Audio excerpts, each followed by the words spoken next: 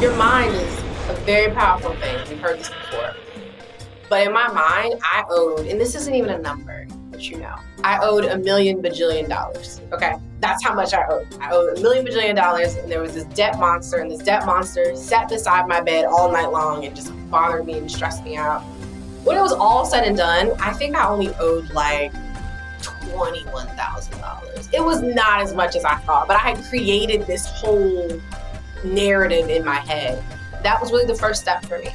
Hey, Journeyers, excited for you to meet this week's special guest. We have on Dominique Broadway, financial literacy trailblazer, and the award-winning personal finance expert. She's the founder of Finances Demystified. She is on a mission to make the dreams of people a reality and is the new author, the author of the new book, The Wealth Decision. She's an OG to me in this personal finance space. So welcome to the podcast, Dominique Broadway. Thank you so much for having me, Jamal. I'm super excited to be here finally on your show. So yes, we made it happen. Listen, we're both busy, but I feel like this is great because, like I said in my little brief intro just now, when I was first coming into the space, the podcast was launched in 2017, the blog 2016, but you were one of the first. You were one of the people I used to listen to when I was in my car before I had a platform that had anybody knowing about it. Where you were doing your thing, one of the pillars of the women in the personal finance space. So I'm excited to bring you now on my platform to introduce people to you if they may not know you yet and to hear more about your story. So it's pretty dope. Thank you. I appreciate it again. I really appreciate it. So I do want to get into your story, your backstory a bit. You worked in finance. You worked managing money with, in corporations at a brokerage firm. And I want to talk about a little bit of that experience and then transitioning into entrepreneurship for you. So what was that like? Yeah. So, like you said, I started, or I'll take it back a little bit further. So I actually started, really falling in love with all things personal finance when I was 16 years old, right? Started teaching myself how to trade and invest when I was 16. And decided I wanted to become a stockbroker. And I would never forget telling my family that. And they're like, what is a stockbroker? What is that? And so I was just always just really, really engaged and just semi-obsessed with the world of investing in stocks and honestly just understanding how to make my money work for me after I earned it. Once I earned it, I'm like, how can it keep doing something, right?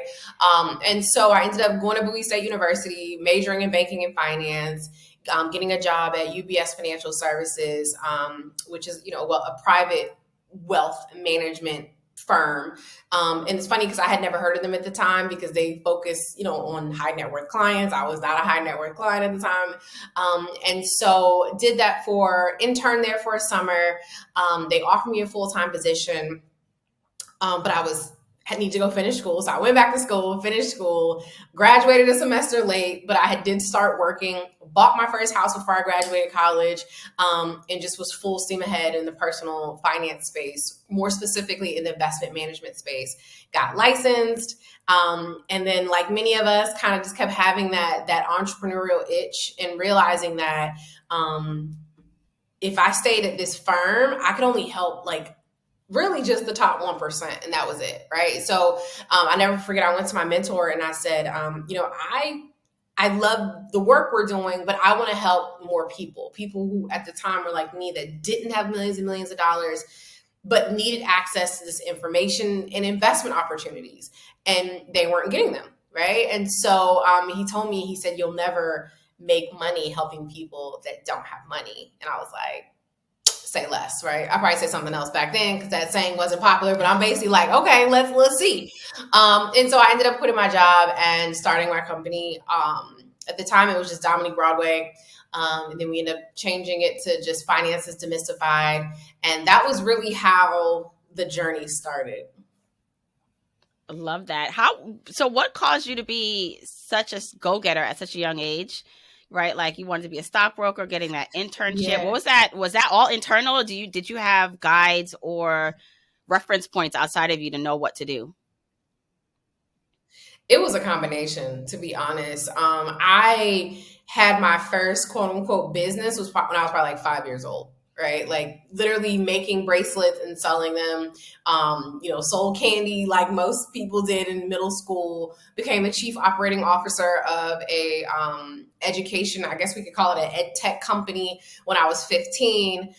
We were teaching kids how to use computers. So I was always just like, I couldn't sit still. Maybe it's my ADHD. I don't know, but I could not sit still. Always had to have at least 2 jobs, and just always was just really, really ambitious, right? I know my grandmother told me the other day, she's like, you've always just been so ambitious. And I don't know where it came from. I think part of it was born just in me and God's passion for or purpose for my life. But also I would say my parents too. My dad was an entrepreneur, illegally and legally. And then also, my mom was an entrepreneur, as well. And my stepfather was as well. So I was surrounded by a lot of entrepreneurs. None of them ever seen the levels of financial success that I was able to see.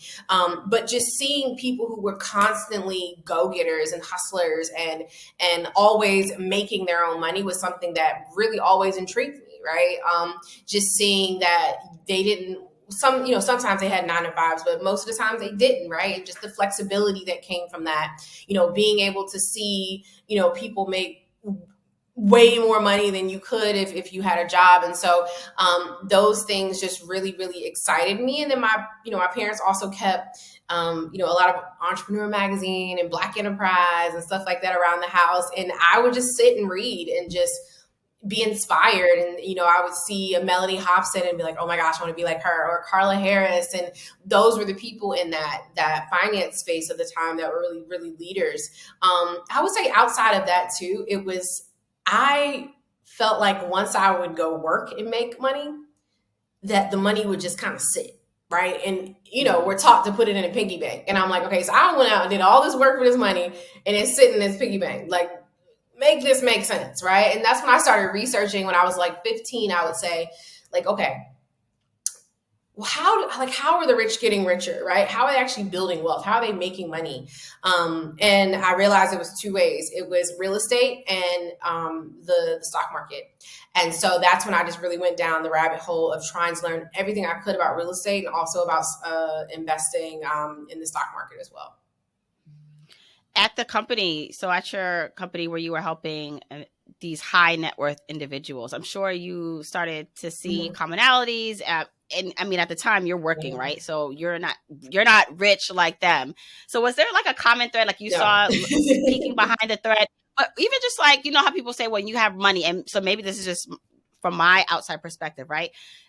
When you have a lot of money, your problems are different, but sometimes the problems are at the core the same. So did you see any of that? Like, what were some common threads you saw with people who had money where you're like, this, like they still have these problems, or they were different type of problems? I'd love to kind of hear about that. They were definitely different type of problems, right? I was talking to my friend the other day. We were joking that we should start a show called Rich People Problems. Rich People Problems are so different, right? And they are very different. I would say for people, Rich People Problems is like my ex-wife trying to take all my money, or my ex-wife is trying to increase my child support from $5,000 to $15,000, right? Like, what? That's a huge amount of child support. Or I calling in, hey, I need you to wire me $3 million like in the next hour because I need to buy this yacht. And we're like, okay, Mr. and Mrs. So-and-so, we need to sell these. At the time when you sell your stock, sell your stocks to get this capital out for you, it's T plus 3, the trade day plus 3 days. So I can't get you the 3 million today. Right. And they're like, what do you mean? Like, those are the problems that they have. Like, the money's there, but we can't wire you it out today. It's going to take a couple days to get this money to you. So it was different types of problems, I would say. One of the things I remember, never forget, we had one client who was like constantly like overdrafting. And this man had millions of dollars. He was a doctor. I never forget. He had millions of dollars. And I was like, I was so surprised. Like, rich people overdraft too. And they do. But it was because he for some reason just would constantly forget that the millions he had was sitting in the investment portion of his account, not necessarily liquid cash. And so he would just be like charging stuff up because the account had a debit card to it. And he, like, I'm like, we would have to call and say, hey, Mr. So-and-so, your account's overdrafted like $80,000, right? That's a rich person problem. They're not going to let a regular income account go, negative 80. And we had to explain to him, like, if you're going to be making these purchases, we need to keep more cash liquid. We can't have as much invested. So those were some of the like problems that they would have. But when you make more money, you do have different problems. You have more people trying to get to your money, so you have to do a lot more to protect it. You also have more taxes and things of that nature. And so we were also working with them to do a lot of like strategy and tax strategy to help reduce their taxes, taxable income. And so those are the type of problems that you would see, not necessarily like paycheck to paycheck, but it was just different problems. Right. So you decided to start or go out on your own. How are you with your finances at that point? I mean, you're still pretty ambitious, right? What was your goal for creating your platform? Yeah, the funny thing is then I didn't really have a financial goal, right? My financial goal was to just replace my income. And when I quit my job, I had, about a little over $50,000 saved. So I felt pretty good. I was in my 20s. I had no debt, no student loan debt, no debt at all. Like, so I was like, I'm in a good place. I had no kids, none of that stuff I got now. It took, I think, about a year and a half, almost two years in, I believe, I went completely broke. So financially, I was in a great place when I quit. But because I didn't have a goal, I wasn't doing all the things that we're doing now, constantly making sure that we're hitting daily, not just monthly revenue goals, but daily revenue goals. The right amount of leads are coming in. Our ads are getting, 2x, 3x return on ad spend. Like, I wasn't doing all that. I was just like, here I am, let's see what I can do. And so I ended up going broke about 2 years, a year and a half in. And that's because I was living off of my savings. I wasn't charging enough for the services that I was providing. And so my financial situation completely turned around, which was traumatic. Like, my house went into foreclosure, that beautiful little condo I bought when I was 22. My car got repossessed, and thankfully I was able to use my personal finance skills to negotiate to get the car back at actually half of the price that was owed. Was able to renegotiate my mortgage and actually get that reworked as well. But I went through all these financial hardships that at the time felt like my world was coming to an end. And like, I'm just like, Lord, why would you make me go through all this? Right. I know I'm doing all this to help people. But now in years after that, I realized that I was just getting what I like to call a next level or another set of education, right? Education on what is it like when you have millions of debt collectors calling and your credit score goes down to 450 and, you have no money and you're beyond paycheck to paycheck, that you ain't even getting no paycheck. What does that look like, and how do you navigate that space and then rebuild from that? And so that was like the new level of education that I received from that experience. Yeah. When you're out of it, you're able to see the benefits of it. So yeah. Well, so I think this is so interesting because even though you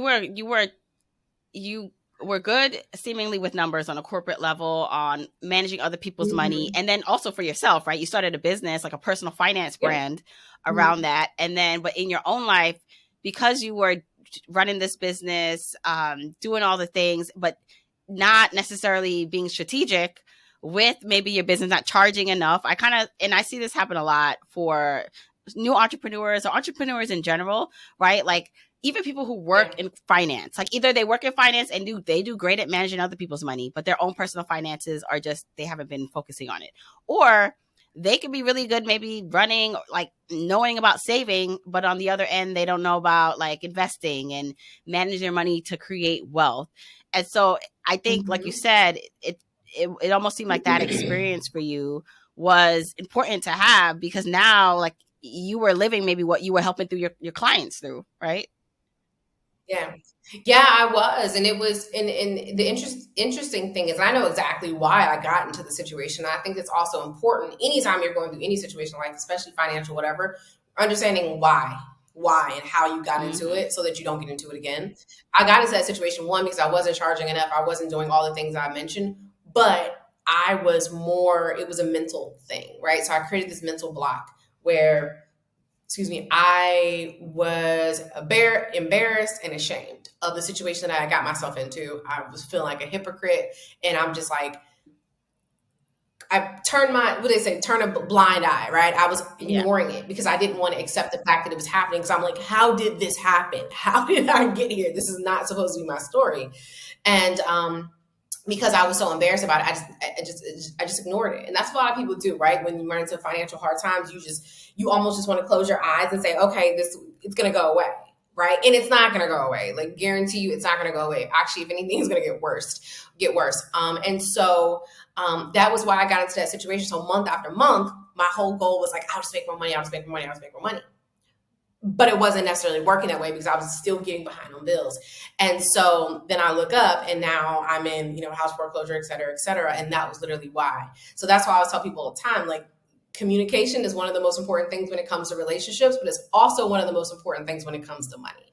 If I had literally just picked up the phone or answered the phone when these bill collectors were calling, or when I felt like I was going to get into debt or not be able to pay my bills, I would have been able to honestly avoid or make a lot of those situations way easier than me just trying to avoid and act like they weren't happening. And so that was really why I got into that situation. But also, I will say that my personal finance skills was also what got me back out, right? It was like me accepting, like, okay, I messed up. I need to like accept where I am, because if I don't accept where I am, I'm never going to be able to get up out of this hole. And that was like that first step, or what I call my first decision, and one of the most important decisions for me, which was, like the name of the book, The Wealth Decision, was me making a decision that wealth was the only choice. We're not doing this paycheck to paycheck, can't figure it out. Like, this is not going to be my story. And I'm like, this is the only decision that I'm making, and every move that I make every single day needs to be getting me closer to wealth or helping me to build wealth. If what I'm doing every day isn't getting me closer to that, then I'm doing the wrong things. And so that was how I was able to kind of turn it around a little bit. Talk about some of those specific decisions, right? Like, so now you have made the decision. What do you do the next day? What do you do on the next moment that's starting to turn the ship around? Yeah. So the next day, the next moment is probably the hardest part, right? Actually realizing how much you messed up. Right. And so it's like, okay, I made the decision. It's kind of like when people are ready to lose weight. It's like, okay, I made the decision. Now I need to go get in the scale and see how bad it really is. And that's what it was for me. Like, I'm like, okay, I made this decision. Now I need to go see how much I've messed up my finances. And so for me, I couldn't do it on my own. I realized that if I had tried to do it on my own, I wouldn't have gotten it done, because I was, in a way, lying to myself about what was really happening, not accepting what was going on. So I went to my family. I first went to my mom, just like, look, this is what's happening. I need you guys to just walk me through this, because I can't do it on my own. And I also went to my grandfather, and he's like, I told my grandfather, I said, I need you to treat me like my clients. Like, I literally gave him the spreadsheets and like everything that I typically use for my clients. I'm like, I'm gonna send you these. I'm coming to your house. I need you to just act like you are my financial planner. And he's always been like my go-to when it came to money anyway. And so we sat down, I brung over all of my mail. It was so much mail that had been stacked up for months that I didn't open. We opened up all the mail together, and we just went through my like debt reduction spreadsheet and just started writing down all the names of debt collectors, literally how much was owed. And then we just started calling them one by one and negotiating. And that was the biggest thing. It was funny because, when your mind is a very powerful thing. We've heard this before. But in my mind, I owed, and this isn't even a number, which I owed $1 million bajillion. Okay. That's how much I owed. I owed $1 million bajillion. And there was this debt monster, and this debt monster sat beside my bed all night long and just like bothered me and stressed me out. When it was all said and done, I think I only owed like $21,000. It was not as much as I thought, but I had created this whole narrative in my head. And so that was really the first step for me. And then from there, I was able to start making those, start going through my budget as well. Like literally went through my budget worksheet. This is how much the business is bringing in. This is how much I can keep, how much I'm making. And just boom, that was it. So once I got the budget done, I knew my numbers, got the debt reduction plan done, also created a plan to clean up my credit and start saving something. I couldn't really start investing just yet because I was rebuilding my savings. And then I had a plan. So I felt good. Like it literally felt like a huge weight was lifted because now I had my action steps and I had my steps were ordered of what I needed to do instead of just trying to hide every day. Right. So just like a quick recap, it's, making the decision to like make the change, but then taking action. So entrusting people around you that care about you to help you in this. So sharing, right? Stepping out of the shame and sharing what is actually going on with people that will help you and that you can trust to help you. And then also like facing that monster, facing whatever you think it is, because like you said, you always think it's bigger and scarier, right? Like, as kids, we always think what's in the closet or under the bed is, and it's like, it's nothing, right? Or it can be something, it might be like a lost stuffed animal, but it's not the boogie monster. So I think it's really never what you think. It's never that. It's never that. And I love how the vulnerability here, because I don't know, like I'm not saying people can't be perfect, but I doubt that many people are. And so when people, whether they're financial experts, nobody is perfect, right? Or gym experts or whatever you are that you call yourself an expert. Like if you say you never mess up, even currently, right? Like I was looking at something I'm still doing, I need to do that. I'm like, I can't believe like we've been paying for this service that I should have canceled a year ago. Like this is ridiculous. Like it's a waste of money. Like, and so, but it's like, it happens. And I just think admitting that it's just, I don't know. I think really it's a service. Quickly, do you know one of the things I had a similar situation and I'm like, why do I keep getting these charges from Apple? Apple's just every day. I feel like they're taking out money. So I logged into my Apple ID or whatever and looked, and there's a way you can see all the reoccurring. When you're buying all these little apps and when you have kids and they're signing up for stuff, you oh my gosh, like the monthly things. And I had to go through and just start canceling stuff. Listen, and but it's one of those things where I know what it is. I'm just being really lazy. And I'm like, even me who knows that I could use this money for something now. I'm like, Jamila, you are like, what is wrong? But listen, I think it's a human thing. And thank you for sharing that part of your story, because it also shows anyone else, even if you're going through something really financially feeling heavy and dark, like, I mean, we're going to talk about where you are now, which is amazing, right? Financially, but it's like this is temporary. But you have to make the decision and take the steps to get out of it if you want to change it. Yeah. So, all right, now you totally turn the ship around. Okay. That's one of the most important things for people to realize, that it is all these things are temporary, right? Unless you just decide to stay in that situation, it is temporary. Right. So the ship is turned around. You're now making headway, right, with your finances. What are some of the next steps? Because, I mean, now you're running a multi-million-dollar business. I'm assuming financially in a way better position. But there's a lot of steps, and, that took you from there to here. So how did you transfer your business from, and what at the time were you doing? Were you doing like coaching and brand work? What were like some of your major things? Yeah, I was just doing... Yep. At that time, I wasn't doing any brand work. I was just doing coaching when I really first started. So that was it. Honestly, just coaching.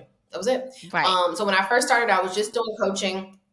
And then I realized also too, when I was kind of getting my financial life together, that I needed to figure out another way, right, to create money, because obviously there's only so many hours in a day. And so that's when I created like my first course, right? So I was like, okay, I realized that there was certain questions that everybody was asking. Excuse me, everyone was asking. So I was like, okay, if I could just figure out how to package what everyone is asking me for. Yeah, some people will still sign up for one-on-one, which is great because I enjoyed it. But some people will want to they can pay lesser amount and get the course and still walk through at their own pace. And so that was a big game changer for me, right? And that was able to start to turn the business around. I, went from making maybe, maybe 60 to 80,000 a year to making, 200 to 250,000 a year pretty consistently. And then, after a while, I would start to do some brand deals every now and then. That's when, kind of the following or audience picked up a little bit. But that was really all that I was doing at the time. Yeah. And what was your vision for the business at this point, right? Sometimes we start things, I think at the moment you said you didn't really have one, but like as you're starting to do it more, what are you seeing that this can turn into for yourself? At that time or now? Well, at the time. So as you were, at that 250 mark, right? What were your next steps? Yeah. Like, what did you see? Yeah. So at that point, I realized that I had created like kind of like an entry-level product. And I was like, okay, there's opportunity for people that want to go to the next level, right? And they're ready to invest. And my partner was like, yo, like you have all this investing knowledge. And I had started back investing and trading at that time. I had stopped, investing when I was broke. And so it started back investing and trading and I was good. Like I was like, okay, I got it. I got my juice back, right? During COVID. Because I had more time at home, right? I was also doing speaking as well before that, a lot of speaking, which was a great revenue generator. But I don't technically count that as part of the two, because that's technically a separate business. But anyway, so I was like, let me create the next level product. And that next level product was the product that I literally did not want to create for years. And that was the investing course. And I never wanted to create an investing course because I felt like everyone that was selling investing courses were just super scammy and super janky. And I was just like, I don't want to be associated with that. And so, but people kind of kept telling me like, yeah, but that's also why you should do it, because people do trust you and we know you're not going to give us crap. And I'm also one of the few financial experts that are out that actually has a true financial background, right? And so, that was really the thing that also took it over the edge. We launched our course. We rebranded it now. Now it's called Wealth Demystified, but it was called the Wealth Transfer Investing course at the time. Launched it and said, hey, the goal was let's just see if we can get 20 people to sign up the first month, just as the beta group. We got about 66 people that signed up in the first 10 minutes. I was like, okay, right. And so then we were able to scale that from, I think that was like August, from like August to December. I think we ended up doing about 3.5 million or so in sales, and then did about 8.5 the following year. And you have generated, I would say, over 14 million in the past 2 years, probably 2.5 years, and things just like just really started taking off. And it was something that it's so funny because it's the thing that I literally did not want to do, right? I literally did not want to do, but it's been a game changer for so many people's lives too, right? To be able to expose people to investing and like getting your money to work for you, like that has been, obviously the business has been a great generator for my wealth, but the things that I've done even with that wealth and also from trading has really been what has propelled me, right? So taking some of the wealth and putting it into real estate and buying other businesses and acquiring other businesses, and those are the things that are like really moving the wealth needle. For me also, like right now I'm in Dubai. I'm actually here. We've been looking at property the entire time, and we're looking to purchase a bunch of properties here that are in like international real estate, right? And so it was just all those things that, like I said, over time are helping to really, really build that wealth outside of the business, but also in my personal life and brand as well. Right. I do like how you say when you were getting your finances in order, investing wasn't a priority, right? It's not that it wasn't on your radar, but you had to get your steps to take. Right. No, but it's good because I do feel that when people hear all the advice, and I want to dive into what you mean by investing and trading versus, because I talk a lot about, listen, I like the boring way to build wealth. It's not as fast. But I like long-term investing, index funds, but I know that there are other methods and other ways that people can earn money and invest their money outside, even though I always say baseline, at least, do the long-term investing. Like that should be like the bare minimum. And then the extra money you could do the trading. But when we go back and we think about kind of hearing all the advice people hear and the whole scammy, I'm with you on, and some of the reasons why I'm like so hesitant to bring some people on the show or just talk about certain things is because I'm just like, I know that when people hear this, it sounds really great. And depending on who they're hearing it from, like it can be a scam or a trap. And I don't want to be negative in that way, right? And which is why I preach discernment and doing your research and making sure something works for you. But I'm there with you when it comes to trying to, not wanting to do something because you want to make sure you're giving the best product and value and teaching it the right way. Because a lot of it is not done the right way nowadays.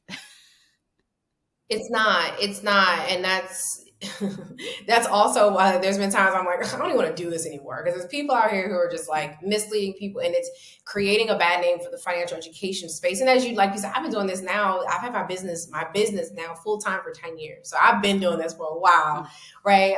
And so just being able to create that, provide that insight is great. But I think the question you're asking too is, about investing, right? What was it like? What? Yeah. Let's break down, right? Like, what do you mean when you talk about investing or trading? What that means?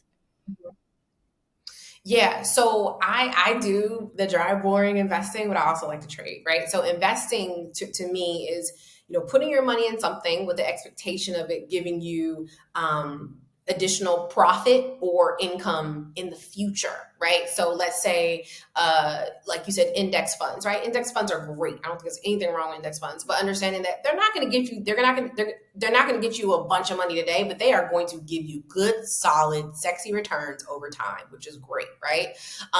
But you can invest anything from stocks, bonds, index funds, mutual funds, real estate, art, jewelry, right? People invest in all different types of things, where I understand that it's not going to give me a return today, but these are all things that are all assets that I am building, right? That's what investing means to me. Buying something and understanding that it's going to give me a profit or income in the future. In the future could be in 6 months. It could be 8 months. It could be a year. It could be a couple years. It could be 10 years. When I think about trading is when I'm looking to make a return every day, every week, every month. Right. So I typically only trade maybe 3 days a week. Some weeks more. When it's an earnings season, I'm in there probably 4 days a week, 4 or 5 days a week. But typically I'm only trading like 3 days a week. And that's because that's all the time I want to put into it. Right. But typically my goal is to try to do, at least 50 a week. Right. But that's my goal. But that also is because I'm working with a larger amount of capital, and I've been doing this now for 22 years, right? So those results may not be what a newbie is going to see, and I like to make sure that people understand that, right? But that's the difference between the two. So with investing, you're putting it in, letting it sit. With trading, it's, hey, I'm buying this right now, and I'm selling it and taking the $10,000, $20,000 profit today or tomorrow in the next couple of hours. And that's the difference between the two. Right. Well, talk a bit about growing and scaling your business a bit. I think, regardless of what the business is, so in your case, it's a financial product, right? You're helping people learn how to trade. But, there are a lot of people who start out and they may have a product, maybe it's a one-to-one service model or a course model, or they don't even know, like they're just listening and they're like, I do want to start something. I just don't know what that is. And I want it to one day become a legitimate business. What are some of the steps or things you put into place internally that is not necessarily seen by everyone that allowed you to grow to be able to support the business that you have? Yeah, it's so much behind the scenes. And I say that with a lot of emphasis on so much, because I didn't realize it was going to be as much as it is. It's a lot that goes behind the scenes if you want to have a real business. I will say that there's definitely people out here selling crap and with no customer support, no tech, no nothing. But I would say one of the biggest, or a lot, oh my God, there's so many things. I ran all of the departments within Finances Demystified up until we made the first probably 6 million. In maybe 6 or 7 months, right? It was all me, really. And so, in addition to like my graphics person, but that was like the biggest thing, like hiring and finding the people that could not just do what I do, but do what I do and do it way better than me and do it more efficiently than me. That has been one of the biggest things. Outside of that is also just really understanding the numbers. I think a lot of people do not spend enough time understanding the numbers, and that's very, very important. So having daily sales goals. And I think a lot of times people also fail in business because they have monthly sales goals. And I think you should have a monthly number, but the easiest way to hit the monthly number is to make sure that you're hitting your sales every day. Because if you're hitting your sales every day, boom, you can know, say, hey, we're not on track to hit our sales goals. Let's pivot. And we can make those pivots earlier in the month instead of waiting to the end of the month and saying, oh no, we didn't make our 10,000 or whatever we wanted to make. Also getting into the ad space. I think a lot of times, women, especially Black women, like don't run ads, right? And they're like, I don't know what it is, but that was a big, big needle mover for me, right? Because you can only sell to your existing audience so much. Then you got to go out and get new leads. And sales to any entrepreneur, to any business, if you Coca-Cola, Google, whatever, if you're not selling, you are failing, literally. And this is also why most people fail, because they put all their energy into building the fancy website and getting their social media all cute matching and literally have no plan whatsoever on how they're going to get people to the website or to even their social page. So getting leads, and I was just actually having a call today with my revenue manager, just talking about like, what do we need? We need to increase our leads, right? So what do those increase in leads need to be so that we can hit this new revenue goal, right? We need to have X amount of leads coming in each week so that we can get X amount of sales converted, which help us reach our goals. So if you're not thinking about your business this way, that's not a good thing. It's not a good thing, right? It's very, very bad. You're not going to be able to have a sustainable business if you aren't in your numbers. It's simple as that. Because if not, you're just hoping and praying that somebody comes and buys a cake or something, right? But there's even a methodology to that, right? Like how many people need to get exposed to your cake so they can come buy your cakes? Maybe you start a birthday list and send people a slice of cake so they'll buy a whole cake. You got to figure out what that's going to be. But those are a lot of the things behind the scenes, the project management tools, the staff, the constant digging into the numbers, the setting the KPIs and things like that people just don't talk about. And it's necessary once you get your business to 6. Once I got my business to 7, and then what it took to go from 7 to 8 was totally different. The stuff I did at 6 figures did not work at 7. The stuff at 7 did not work at 8, right? Stuff at 8, the stuff from the 7-figure era started breaking when I got to 8, right? And so it was like, what is happening? But those are some of the things that I've had to deal with, I would say, behind the scenes that people just don't even realize that's actually happening. Having good customer support, having good workflows, it's a lot. Documentation for the employee, I was like, this is too much. Health insurance and 401ks, and it's a lot. It's a lot. Well, you said something about selling, and here's the thing. For any of us to reach any goals we have, I think, having income, having money coming in. So whether that is you're working in corporate America, there's a form of selling, your services to your company and to your colleagues, right? Marketing yourself. So even if you're not an entrepreneur, like what we're doing, what Dominique and I are doing, but inside your company, you still have to market yourself. You still have to sell, right? That you know what you're doing so that you can earn at the top, no matter what company you're working in. And then on the side, if you have a side hustle or you're a full-time entrepreneur. And what comes up for me, like with selling and marketing, is you have to be visible. Is visibility and putting yourself out there, which requires vulnerability. And like you had said, for you selling the investing course and the way you've seen it, it's just like, there's so many people you don't want to be like, you're not like, but you don't want to be associated with that. And I find that we often, don't want to put ourselves out there because we don't want to seem like, am I going to come off this way? Or is someone going to judge me or think of me this way? So how do you get past that? Because I think that's a lot of people's stopping points, whether they're in their office or their cubicle or trying to get something online out. It's like they don't want to be visible because they don't want to be vulnerable and be criticized. Yeah, and that's something that I probably would have hit these numbers way earlier if I wasn't so concerned about what people would say or think. I think that you honestly just have to go for it, right? I think that you just have to put yourself out there. As they say, faith and fear can't reside in the same heart. And I will also say another thing outside of me making this decision, that decision that I chose, the wealth decision, was also me choosing to go out on faith 100%. And fear is the only thing. So you're saying like, oh, I'm scared to do this. That scare is fear, right? And so as long as you let the fear stay, you probably won't be successful, or you may reach a little bit of success, but you're not going to reach the heights that you truly are capable of reaching. And so that other decision was me just 100% going on faith and saying, all right, God, I'm gonna let you rock. I'm not gonna try to have my own plan and your plan. I'm gonna let you do your plan. And if you're constantly telling me I need to show up more, I need to create this thing, I'm gonna just do it, right? And we all have that thing that we've probably heard multiple times that we need to do, and we all know what we need to do, and we're still not doing it. Just do it, because that thing that you're hearing, as long as it's legal or whatever, is probably not going to harm anyone. It's probably, whatever you believe, in my situation, God, right? And it's like saying, hey, you need to do these things.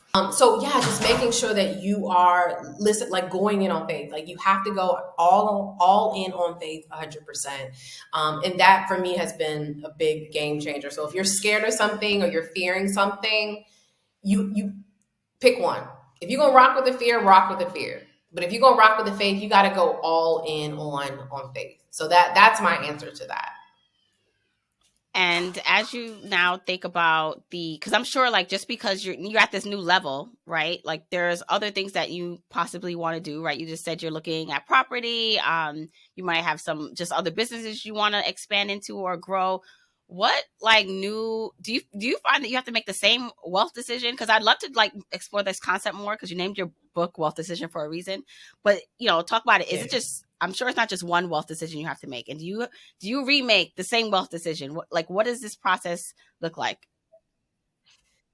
Yeah, it's to me, it's literally just choosing, right? We have wealthy decisions that we make every day, and we also have like, I don't like to say poor, but poor money mindset decisions that we make, right? A lot of times that's letting the fear come in and saying, oh, should I do this? I'm not sure if I should do this. Can I do this? Right? Or also just to me, that constant wealth decision is putting yourself into new scenarios and new situations and being open to even seeing what others are doing to build their wealth, right? And constantly learning is another big piece. And so I think a lot of times people are like, okay, well, I made this decision, I've done this thing, and this is all I'm going to do. Totally fine. If you like, hey, I just want to invest in stocks and index funds and leave it there, there's nothing wrong with that. But that's not all I want to do, right? Because you look, especially when you start traveling around the world, you see all the other things people are doing and all the possibilities that many people that look like us aren't doing because we're not exposed to. To me, that's a constant decision to open our eyes and see what's out there, right? And so that's another constant thing that you're constantly trying to do, staying abreast of what's happening in the world, right? Everyone's all scared about AI now and all these different things that are happening. Don't get scared. Lean into it, right? Look into ways that you can implement it into your business so that you don't get left behind. That's another way that people who are already impoverished stay in poverty, because they don't necessarily have sometimes the resources or tools to understand what's happening, or just the time, right? Because they're working so much. But constantly learning and saying, okay, this is happening. This isn't something I should be scared of. How can I add it into my life? Maybe I can even start some sort of business surrounding this next wave of technology that's coming. So that's another decision that you have to constantly make as well, to be a lifelong learner as well. I love that you mentioned AI and like leaning into that. And just like we talk about financial literacy, like being technically literate is important too, right? And there's so many changes and so much more to come, where it's part of, yes, of course, be cautious, but don't let that too cautious in the sense that it prevents you from moving forward and taking calculated risk. Because there's risk in anything where you want to see reward, right? Totally. As they say, the greater the risk, the greater the reward. I love risk personally. Like I am like, throw it all in, let's see what happens. But I've also seen the best rewards that way. And I think it's important for us all to understand, like, what is our risk tolerance, right? I know some people who maybe like, you're like, look, I just like vanilla investment, and that's cool and that's perfectly fine. But some people like, let's jump off the cliff and build the ship. I mean, build the parachute in the way on the way down. That's me. I'm like, let's just go, right? And so you have to figure out what works best for you when it comes to wealth and money.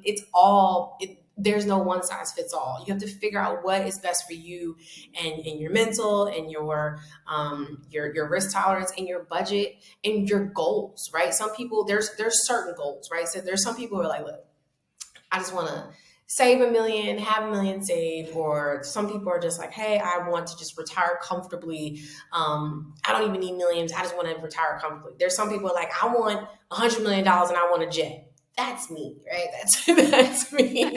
But I also just love the game of business. And I'm like, I want this, I want this, I want to have this, I want to create these different opportunities, but you have to figure out what's best for you. And I think that's the most important part, right? Is not trying to compare yourself to someone else, but really sitting down and saying, when am I happiest, right? What makes me happy?